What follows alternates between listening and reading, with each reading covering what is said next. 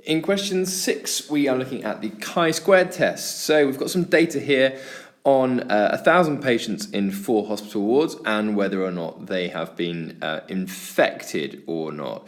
So we're told that a chi-squared test was performed at the 5% level of significance and the critical value for the test is 7.815.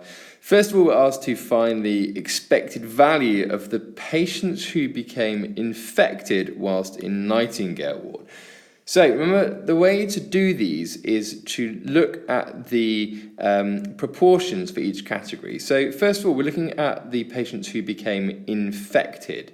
So you need to look at the total of patients who were infected along this row.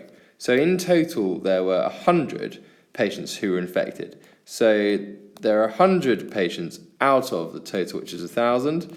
So that tells us the proportion of patients overall that were infected.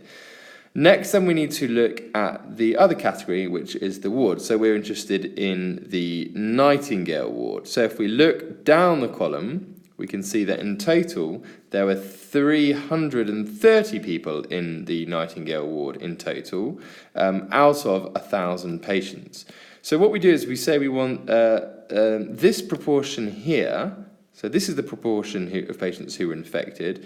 We're then going to multiply it by the proportion of patients who were in Nightingale. And then we want that proportion of the total number of patients. So we multiply that by the total, which is 1,000. And if we do that, we end up with a value of 33 for the expected frequency of patients infected whilst in Nightingale ward.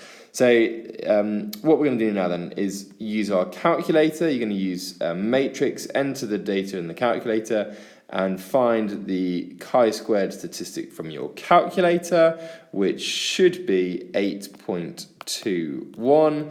You're then going to compare that against the critical value here. So the critical value is 7.815.